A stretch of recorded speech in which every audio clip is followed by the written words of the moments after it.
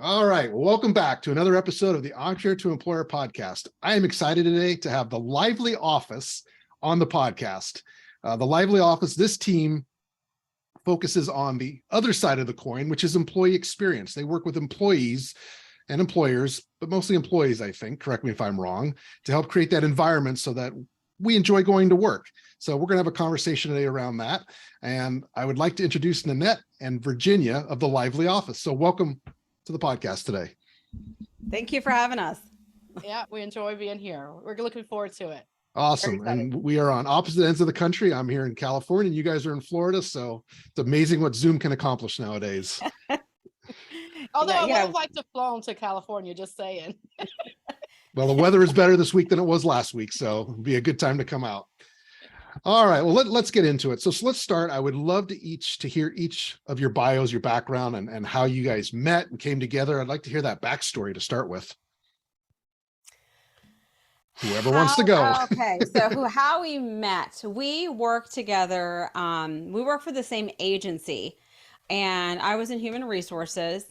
And I don't know if that's how we actually met. Did we meet before I was in human resources? Yes, we did. We read right out in front of my office. I had an audit.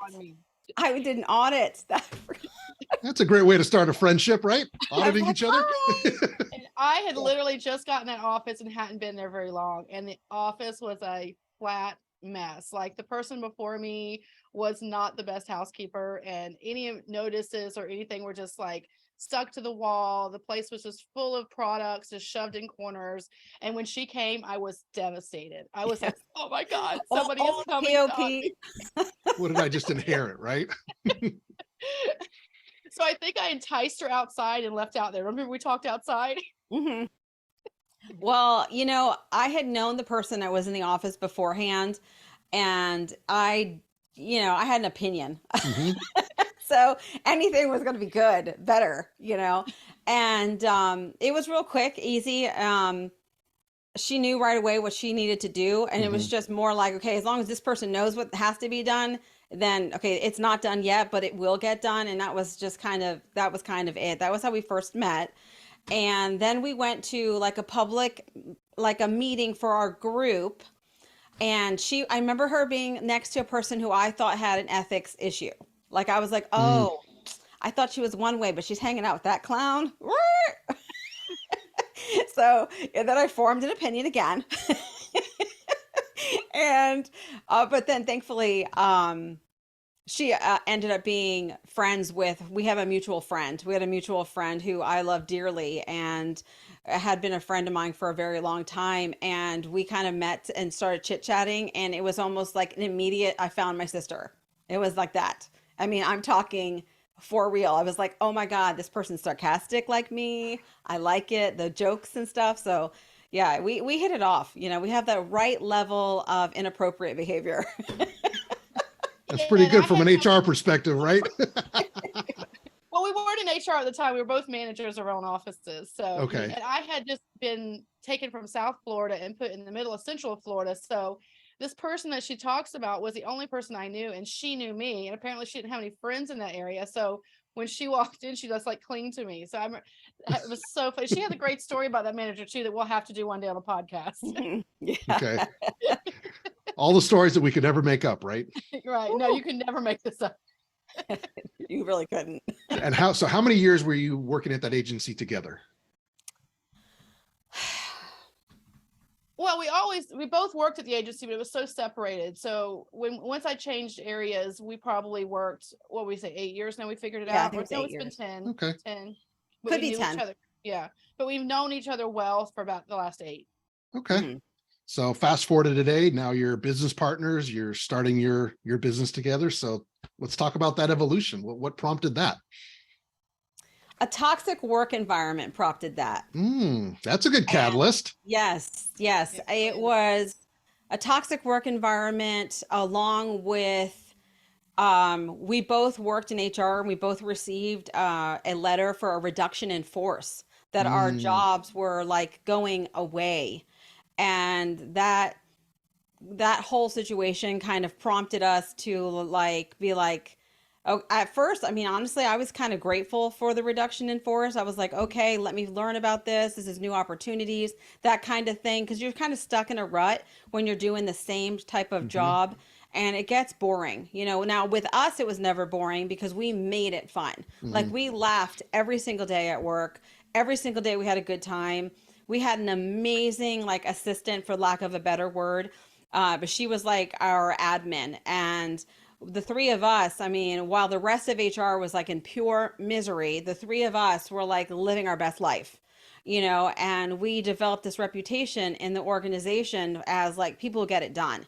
And we had recognition for it, for people who get it done. And we got it done not miserable, because it doesn't have to be. Not, when you open up an email, you shouldn't have an amygdala response. Okay, that's being chased by a bear. That thing needs to kick in.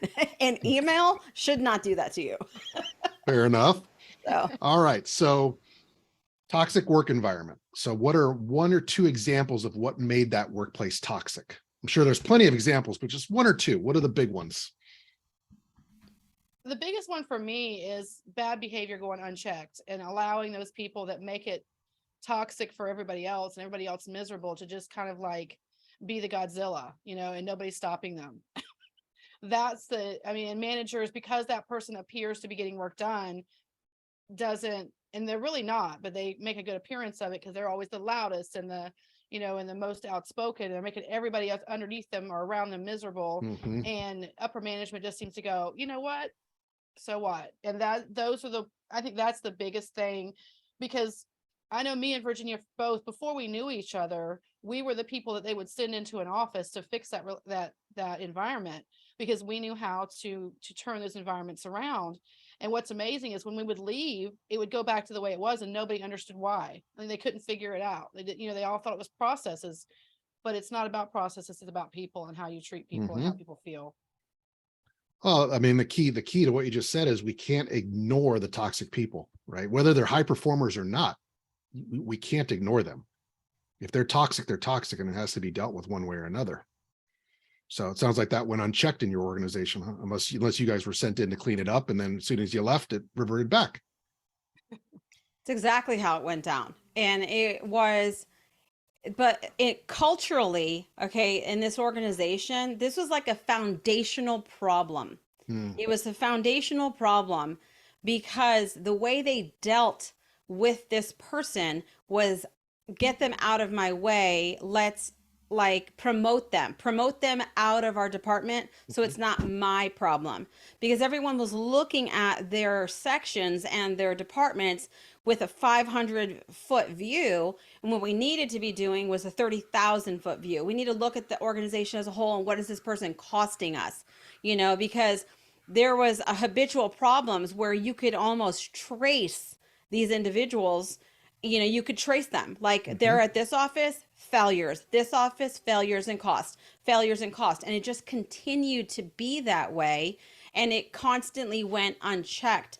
And then when someone tried to check them, then it was just using the process, using the system to clog it up by filing frivolous EEOs and doing like frivolous things, Hmm. creating purposely, sabotaging processes just to distract from this behavioral situation. And it felt like, as crazy as it sounds, it felt people are always like feeling that way about the hourly employees, but the real big problem is the salaried ones. Like you guys are the problem right now. And I think a lot of that stems from the way we promote people. We just because they're a great employee does not just turn around and make them a leader that way. Hmm. You just can't do that. You just don't migrate from being, you're so great at this job, oh, all of a sudden you're the boss. There's some skills in there that need to be taught. What if they're a great employee but they hate people? Hmm. A We lot got of a soft problem. skills are needed to make that transition. Right. So what's a second toxic? What was the other big one that stood out there? What's the other big one? Well, I kind of touched on it. For me, it was we didn't get promotions, weren't merit based. Okay. So it didn't matter how well you did. It was more like who you know. And then even when who you know doesn't always work either. Yeah. So it was very, you really recognized, like in my world, I wasn't Virginia, and I realized after so many years that Virginia as an individual, it doesn't matter. I'm 02321079 and nobody wants to feel like that, you know? I Cog need in a to wheel. know, yeah, I need to know that I mattered, that I was contributing and I wanted to feel, and I knew that I was, because I'd get that back from the employees and I'd get that back from the other people and peers that were also leaders. We had this group that we supported ourselves. Unfortunately, that kind of behavior didn't get rewarded. What was rewarded was strong hand, disciplinary type of heads of, like, if the more letters of warning that you give, it was like you were the winner. You're not doing anything, but you're just disciplining people and walking around like a tyrant. Yeah, a lot So of like carrot and that just stick added. applications. Yeah, a lot of carrot and stick and very archaic way of leadership. Archaic is a great word. Yeah, very Absolutely. archaic. Yeah, and I Okay. think, well, another toxic thing I think is when you have employees, and in our situation, we were always given these employees. We were always able to hire them. So we walked Hmm, into a situation sure. where the employees were always given to us, and we didn't get the choice. But the biggest frustration and what makes a toxic work environment is the people that are there for the wrong reasons. When somebody's there for only self promotion and they're only there about me, and they don't, and it goes back to communication, because when you hired this person, you should have communicated what our values were and what our purpose was, and made sure that person was on board with that. And then, as an organization, we weren't really good at communicating what our end goal was. It was all about processes and paperwork and checking off boxes. And was it we lost in the scheme of everything and all the chaos. We lost what our real goal was, which was to serve our customers. And our employees were never that didn't even come into conversations 99% of the time. It really didn't. It was all about process. And I think we missed that people part. So toxic relationships, I think, are focusing on the processes and not the people. And that's important because I'm a huge process guy. Systems and processes are how you scale businesses. But when that overlaps or overshadows the people side of it, then you've tilted way too far. I mean, there's got to be a balance, right? The people drive the organization. So two high performers working in a company, driven out by toxic environment. Go figure, right? How often do we hear this? All right. So if you're an employer, business owner, whatever you call yourself, you can't kick the can down the road. Here's my takeaways from our first part of our dialogue here. You cannot kick the can down the road when it comes to toxic people. You've got to address it one way or another. Kicking the can down the road doesn't work. And if you're a small company, you can't even kick the can down the road because you got nowhere else to move them to, right? It sounds like you guys came out of a big company with multiple divisions or multiple locations, so they had the ability to move people around regardless. And third, your high performers will leave due to a toxic environment. You will lose good people if you don't address it. Are those the fair takeaways? It is a fair takeaway, but the one thing I'll have to say that high performers didn't really leave back in the day. Mm, Pre-COVID, okay, they didn't leave. Because they paid you just enough and knocked you down mentally just enough, made you feel so, I don't know if it was like a brainwashing or what it was, just really made you feel like you had to be there in a weird way. Like I can't, Nanette's probably gonna, she knows me, she's gonna decipher what I'm telling you. And okay, it's just like there was just some kind of weird thing prior to COVID where they didn't leave. What they did was complain or file grievances because mhm, it's highly unionized. mm, So they would just like stop working, or they would continue to work and then just go the route with the union to collect money for every bad action, which was also not good for the business, because right. we're spending, millions of dollars on grievances that could easily be stopped, have somebody have control. And I think the magnitude and the size of the organization was part of that problem. So the high performers didn't particularly leave. because of that. But I do believe that, after COVID, people had a realignment with what actually matters in life. And Mhm. then that's where, I mean, I know a lot of people who were like, I'm out. And Enough's enough, right? they Enough's lost the enough. two best ones. I mean, There you go. You started it, right? And so that experience, is that what was that the catalyst to you guys partnering up and starting the Lively office? Is that what did it? Well, that's not totally. We had the opportunity in the last 7 for Virginia, 5 for me, to be a part of something that we found within this toxic work environment that really made our hearts happy. Hmm. And that was taking those managers that weren't supported and those supervisors, and we had the ability to train them when they were promoted. And we were able to train them on how to deal with people and how to do what we did when we went into an office and why what we did worked.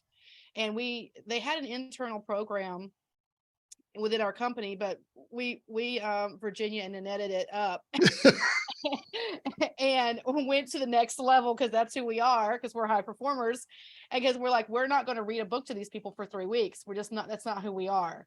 So we added a little flavor to it, and we that's when we found our passion. And right. that's when we found it, because we realized how hurting these people were. It wasn't just us, it was the whole group.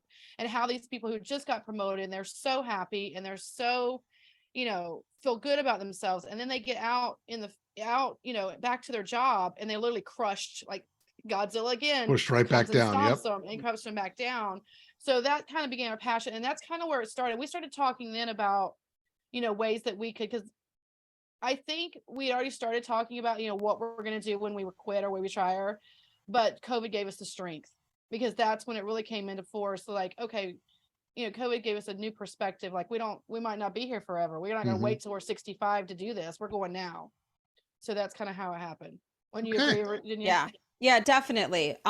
Doing being I was like the lead facilitator for this program, and then when that give back, that give back, and knowing that I have this group of ambitious new supervisors that I have for 3 weeks, and I can influence them, and I can influence them to be the change this organization needs.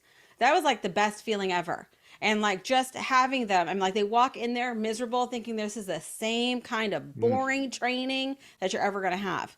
So when I met Nanette and she agreed to like join me, because I was like battling. I mean, the other two, 3 people who worked with me, they were good, but they were very focused on the paper in the book. Like, Yeah. let me read this thing. I mean, these are adults, Very clinical. Yes, and it's like, who wants that? Just kill me now. It's It's a good like way to they've put got them to to have sleep. long. You're right. It's like you have long hair and you're hiding your headphones so you don't have to listen to them. you know, Yeah. and we changed it, and we got a lot of recognition for it. And this was not our job. This was like a 3 weeks of where we worked doubles. Like we did this, and then we Plus, stayed up all night long doing catching up on our job, because there's no leeway. But we didn't want anyone else to take it over, because we had gotten so much recognition across. We were like in the largest district in the country, so wow. for this company, and we had so much recognition. People were like waiting to get to our program, like they couldn't wait to be part of it, because instead of it being just this training, what we did is we developed this team, this environment. And Nanette has a history of coaching, so that's her skill set. So she took her coaching ways and her ways of building teams, and we added this to this group of adults, where they became their own resources so that they can help each other move up in the organization. And iron sharpens iron. And it was, I mean, not there wasn't a single class that in the beginning they was like, I hate this. By the end of the day, they can't wait for day 2. At the end of 3 weeks, we have adults crying they don't want to leave us, Wow. and it was great, That's because awesome. you felt that even if just 10% of that class, just 10%, goes back and never forgets what they learned there, and they're going to do so much better, because we recognize that we're boiling an ocean. We understand that, but one person can make a difference, and we don't know where that goes. You're in there, you're making a difference for this employee's life, and you have this impact over them, and then it's just not that employee, it's their spouse, it's their children, it's their brothers It's and that sister, their ripple mother, effect. and it has this amazing effect on them.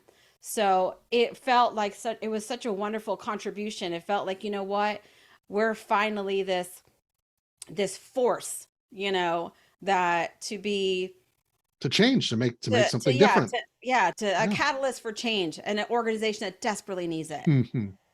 Oh, wow, that's great. That's powerful. So that was part of your foundation. And so let's talk about the Lively Office now. What is it that you guys do on a day in and day out basis? What's the mission, and what are you after? I can tell you the mission. Okay. The mission is to change the work. Our mission together in general is to change the work culture in the United States. We work too hard. We work too hard, too long, and we're focused on the wrong thing. So, and it has a huge negative impact in communities that we live in, because when we're focusing so hard on making somebody else rich, you've got these children and these other people who are not, who's raising them, who's lifting them, who's not. I'm not saying, if people can balance it, that's great if you can. But as in general rule, my friends that are international, they don't work like we do. Nah, got that right. They Especially in don't. Europe. Yeah, they don't. They don't work like we do. I mean, the focus is that they don't live, they're not living to work in the United States. So the ultimate thing is to try to change the culture and the way we view work. Because when you see somebody enjoying themselves, it feels, and not working, it's almost like they get a stigma, like they're lazy because they're enjoying their life. Even myself, I'm just recently retired, and I'm beating myself up. I'm like, oh my God, I'm I not being slept in productive today. enough. Yeah. Yeah. I slept in Yeah. today and What I did I didn't get get done off. today? Right. Yeah. It's hardwired into us. And that's, part of I think where this goes back to is we have this culture of the focus is on butts and seats, times and seats, right? If you're not in the seat working, you're not being productive. Hmm. When at the end of the day, if we shift the mindset to outcomes and goals and milestones instead of, time on the clock, that can shift, because you don't need to work 40 hours a week to be productive. I mean, if you can really time block and get things done within your company, you can be done in a much, as long as you work smart, you can be done in a lot less time. But that's not the mindset that we have. It's about time and seats. I know I've got, one business owner I work with, and he's like, everybody has to work 8 hours a day, 40 hours a week minimum. I'm like, why? If they finish their work in 30 hours, why do they have to sit here and twiddle their thumbs? Let them go home. Let Exactly. them go home. So they're not going to get So, more done in that 10 hours. I got news for you. They're not. They're going to go on the internet. They're going to do some shopping. They're going to go to Amazon. They're going to find other stuff to fill that time in. But imagine if you did let them go. So now look at this. Now I have a boss who cares about me, who cares about my family, cares about my ability to schedule my life and to have this balance. Oh, I can go to this doctor's appointment. Mm-hmm. I can go to this event for my child, or I can, support my sister at some, a play. There's things that you can do, and then you just gained all this loyalty. It's like 10 hours. 10 hours Mm-hmm. It's costs huge. you. It's like insane. It's I, huge. I tell you what, Brian, I have a crazy story. In my brainwash situation, I was in a situation so severe with like not being able to, like, I didn't take care of myself as far as my health goes Mm-hmm. because of the job. Like, I was a workaholic, sick in the head with the workaholic. It never stopped. It was 7 days a week. Nanette was a super blessing. She's like, girl, you have to at least turn it off on the weekends. Like, I did not know how Yeah. to not work. So much so that I collapsed in my office, and an employee had to call 911 because I had an infected gallbladder, pancreas, and liver. And I'm dealing with this pain, but But the work ignoring has it. to go. Yeah, Yeah. I just Yeah. had to keep working. I mean, that's ridiculous, because I would never do that to an employee. I would never do that. I would be like, absolutely, you need to take care of yourself. I need you here. But that wasn't the culture of this organization. That's why I was saying the foundation is so broken. And I'm sure Yeah. Nanette's got stories like that too. yeah, and I think the reason me and Virginia suffered so much in that is because the culture was so bad. And we wanted so much for our people to not feel that, that we were like the shield between our employees buffered and that it. culture, because we were the ones letting our employees go off to do their sister stuff. And we had loyalty, and nobody could figure out why people were so loyal to us and would work for us so well. It's because we did those things, but we had to literally wear that shield every day from the upper management and fight that fight for them. And it was literally like a battle. I mean, if you were to, I'm going to get emotional thinking about it, on how much we put of our own selves to protect our employees. And if we can just get businesses on the outside that have those, staffing issues where they're just bleeding money, to realize that all you have to do is create that loyalty, and we know how to do that, then you're going to have two different, you're going to have a whole different, first of all, you're going to get rid of that toxic environment. You're going to have people that love to work for you and want to work for you. And you're both you and the employees are not going to have to work so hard, because you're not fighting against each other. Novel No, what they'll concept, be right? I'm sorry. What they'll be fighting for, is that they get to work for you. Like, people are gonna be lining up to work for you. Yeah. And me and Virginia have both experienced that. Yeah, that builds your employer brand. That builds the value around, of why people should come work for this particular organization. Yeah, and I can only imagine the emotional scars you guys have from defending employees. I mean, I came out of the Fortune 500 world. That's where I started my career. So I can appreciate the, having to put that armor on and dealing with the stuff that rolls downhill from up top while you're trying to protect your team. And it does wear on you. There is no doubt about it. All right. So are you working with employers today, employees? What's your path today? Well, we work with both. We have a mentorship program. We have a mentorship program for employees. Like, if you're not in your dream job, because there's a lot of people out there that wanted to be an astronaut, they wanted to be an architect, they wanted to be, well, my granddaughter wants to be a dinosaur, but we haven't figured that one out yet. But, and you take these things that you wanted to be, and how can you apply those things to the job you're in now so you can still get fulfilled? Because we're not all going to be astronauts, but maybe you just want to go see places that are, bizarre or out of this world, or maybe you want to just have the title. So we do have a mentorship program that we're working on to help those employees face every day like it's their dream job. And then we also have a lively leadership program where we teach employers how to be the dream job for their employees. Nice. Yeah. That's important. Okay. That's important. So what is let's get into some advice here. What's your one piece of advice that an entrepreneur needs to be thinking about, a business owner needs to be thinking about when they're getting ready to hire employee number one? Hire slow, hire for character, and teach skill. Okay. That's Nanette? my advice. I love it. Yeah, it's the same thing. I think the biggest thing, because we did a lot of hiring in HR, and the biggest thing you want to look for is values. And you need to ask those questions to find out what their values are. Are their values about giving, or their values about taking? And that's the easiest way to, I want people that are givers, and I want to give to them. And I think that's the easiest way to, and not givers that I'm going to take advantage of, givers that, want to make a difference in the world somehow, an impact. And I forget about the skill. And when you say skills, you're referring to hard skills, not necessarily soft skills, or how are you balancing the two of those?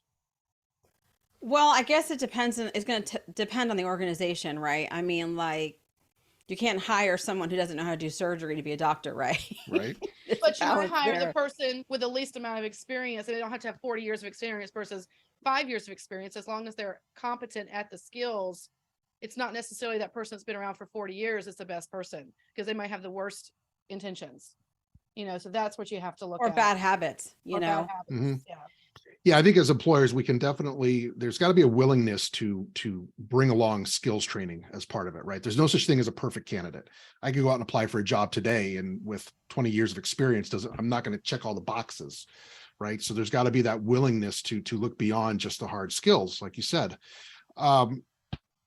So then, from how important, from your perspectives in that hiring process, is having a set of core values for the organization already established as part of that hiring process? Well, that's everything.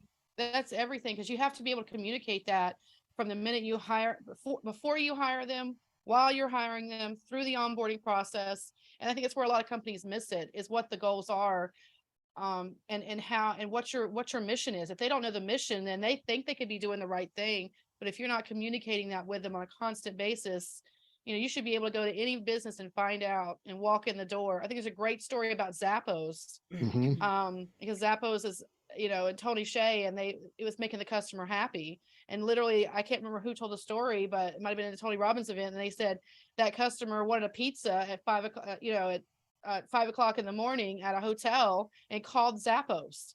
And that Zappos employee got that person a pizza. I don't know. Maybe she was having, maybe Wow. she'd been drinking all night and wanted a pizza, because the goal of the company, she didn't ask permission to do that. She just did that because the goal of the company was to make the customer that calls that hotline happy. And that's what she did. So that's, and that was like a culture thing. And I think it was a great story, because it's like, in our company, if that would have happened, we would have literally hung up on them people with it. Like, You want what? Yeah. And that got so much. So it's knowing your mission of your company and giving your employees the freedom to do that. So whatever that mission is, and trusting them with it. Right.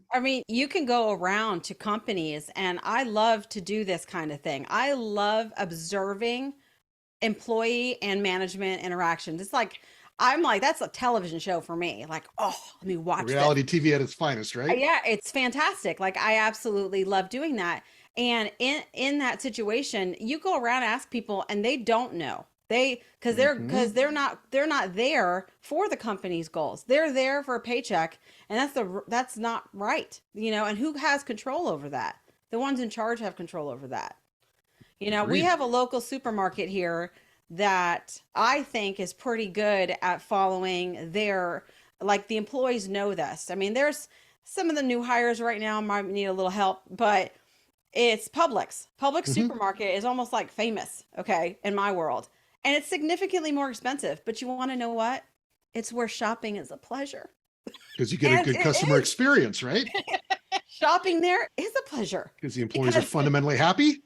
Because they do things for you. Everyone knows it. Like, you walk in there and they know it.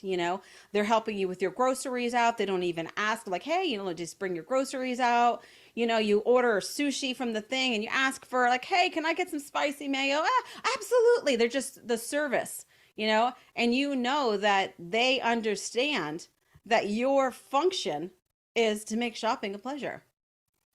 And I'm not typical. I hate shopping, but I don't mind shopping at Publix. In fact, we go there almost every day.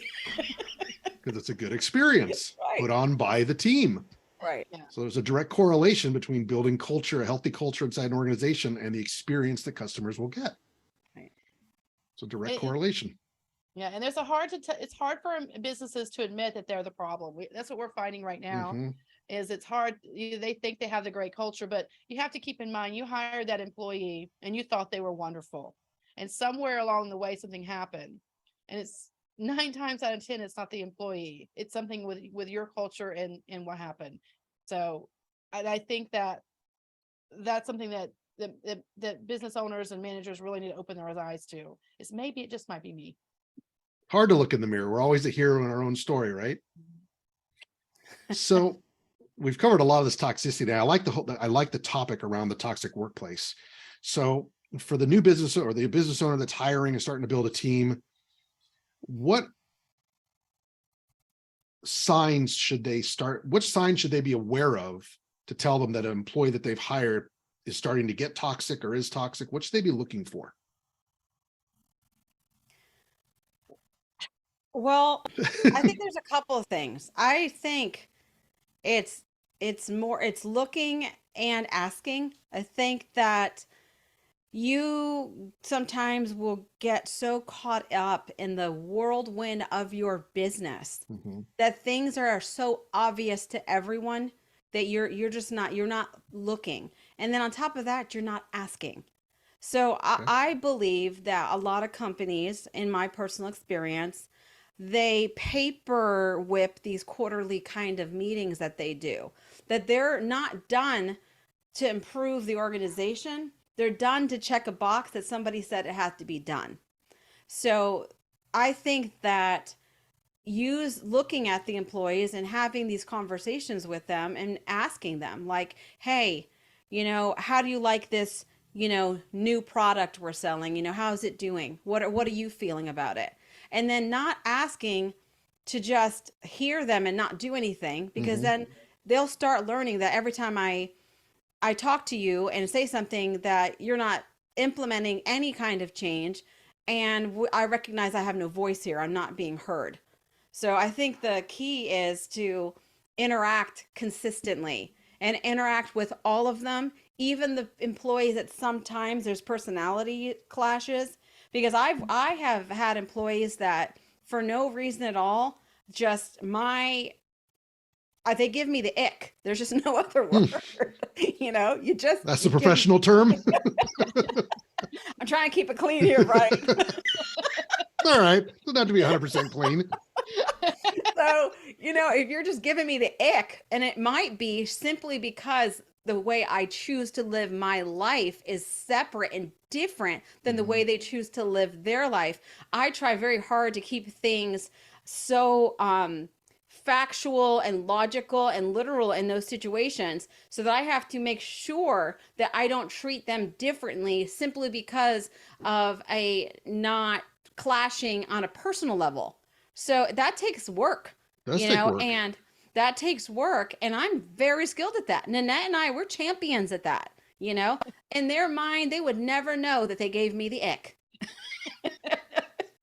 because I'm not treating them differently. And I'm having these conversations, and they know that they add value. And the key is to make sure that they recognize that they add value, because if they feel that they don't matter, and then they start pulling back slowly, and you don't notice that they're pulling back slowly, when you're not noticing, that's where you're starting to lose them. Yeah. And that's what you need to pay attention. And that's where the active leadership comes in. So to your point, right, you have to have regular conversations with your team members at all times. It has to be an ongoing dialogue. You can't check out and mail it in. I think another thing that's really important when you're the toxic growing, employee, however you said that, is the fact that knowing what they want. Me and Virginia, most of the time we went into offices where there were already employees. So we had to we didn't get to choose the employee. We didn't know what their goals were. But if you know what your employees' goals are and you're supportive of those goals, because maybe the job they're in working for you is not where they want to be ultimately. But because we saw that a lot in our company, where people will hold people back for their own selfish reasons. And then you're creating the toxic employee because they're so valuable to you that you're not giving them what they need. So I think if you're talking to the employee about what they need and what they want, and some employees just want to do their work and be left alone. That doesn't mean you don't talk to them. That just means that, you tell them when you're doing it, you let them know. I had an employee that literally wanted to be like, I just want to come in here and nobody talk to me. I'm like, well, I'm going to talk to you, but, but at least I will, but if that's all you want and you don't want to do anything else and all you want to do is do this one thing, then all right, as long as you're doing these things, and I would check in and make sure everything is okay. Talk to him about whatever was important to him, golf or sports or whatever, make sure he still knew that communication was there, check in with him. He was a happy camper and a great worker because I did what he asked me to do. And that was his ultimate goal, to just go in and be left alone. And so you have to know, and then maybe there's somebody that wants to be a manager, a supervisor, or wants to start their own business. I feel like as an employer, you have to be supportive of that. And if you can't be that, then that's not the employee for you to hire. I agree. And I think knowing where each of your team members is at in life is important, right? Because that also, we could easily go on for hours talking about all this, but that helps you also lead into succession planning, right? And knowing where your team wants to go, who wants to go where, what their personal plans are. So yeah, that regular interaction is huge. I think that plus the core values is a good start to trying to maintain an environment that doesn't become toxic. Unless, of course, the owner's toxic, then it's all downhill from there. So it's going to start there. So it's going to start there. I also believe that if you have, attitudes are contagious. And I believe as an employee, you do have influence if you have the right attitude. Now, you're not going to always change every, jerk manager out there, but I do believe that you can influence others in a big way with a positive attitude. Me and Virginia survived in it. We influenced people around us, and those were the kind of people that we created our own work environment. Right. It's not impossible. And that makes it more palatable if you're able to do that and create that own environment. And at the end of the day, as an organization grows, culture is not just one person's responsibility. It becomes everybody's responsibility, right? It's up to all of us to maintain a healthy work environment and a healthy culture. So, I mean, everybody has to have some ownership in it. We can't pass the buck on the entire thing. That's a good point. That's a So, good point. It's a combination. well, boy, time goes fast. I know. We talk a lot, so I Time feel like goes I talked way fast. too I have much. so many more questions, but I think we'll go ahead and wrap it up. But I think we definitely need to have another conversation because there's so many more topics that we can cover. Are there any parting thoughts that you would like to leave for the entrepreneurs that are hiring and building teams? Any parting thoughts you want to leave with them? Any parting thoughts we want to leave for entrepreneurs that are, say that again to me? Hiring and building their teams, hiring their Hiring employees. and building their teams. Don't hire family. That's a whole nother episode. I got a lot of clients hiring family. I think the biggest thing is to remember that the people that you're hiring are not in their dream job. You know, maybe they want to be an astronaut, maybe they wanted to be a doctor or a lawyer, and to be, to give them the best experience that you can. It's not about just what they can give you, but what you can give them. That is such a great point. I mean, most people are not going to be in their dream job, right? But accepting that, number one, I think is important. And number two, understanding that they're not going to be with you for 30 years. But if you can give them 3 or 5 years of a great experience while they get their next chapter ready, you've done something good, right? And then they hopefully leave your place of employment happy. And they may refer new employees to you, friends, right? Hey, this isn't a bad place to work. There's so many benefits that can flow from what you just said. And I want to add something real. Okay, love it. So what I would say is that when you're hiring them and you'd make that decision to bring them on, it's something that they have that you know that you need. And what so often the managers do is that when you bring them and then you try to change them to be a certain way, you try to put them in this box. So remember that you hire them for what they bring to the table, which is different, which is something that you were missing. Okay. So don't try to force them to conform to the current environment that you have, because that's not what you hired them for. They're bringing a new skill. They have an outside way of thinking. And then the moment they're in, they start to share their outside way of thinking, and then you crush them because they're not thinking the same as everybody else in there. Like, remember that. That's why you brought them in, because they have something that you need. That is, you summed it up beautifully. That's a soundbite right there, right? That is a soundbite right there. And I think that is so important for people to remember. Bringing them in and trying to change them doesn't work. That's not why you hired them. I love that. That is well said. Thank you. Well, I appreciate you two coming on the podcast today. I really enjoyed the conversation. How can people find you? What's your Nanette, call to drop the mic. action? Yep. Oh, it's me. Okay. Yeah. She always throws this to me. Always. You're the promoter then. She's our promoter. Okay. That's a skill set that she we can find us on the internet at thelivelyoffice.com. We're also on LinkedIn. We both have profiles on there. You can find them through the Lively Office there. And you can also find us on Twitter, YouTube, Facebook, and Instagram. You're on all the platforms. We're most active on Instagram and LinkedIn, but we are all on all of them if you want to find us. And just to recap, you make sure I'm correct. You work with both employees and employers, right? You've got that mentoring coaching program for people who aren't in their dream job and want to work towards that. And you've got a leadership coaching program for employers to help them build cultures of success, right? Correct. All right. That's awesome. Well, I've really enjoyed having you on the Entrepreneur to Employer podcast today, and I definitely want to have you back on again. I think there's a lot more topics we can dissect and get into, but thank you for coming on today. I've really enjoyed it. Thank you so Brian. much. We had a blast. So fun.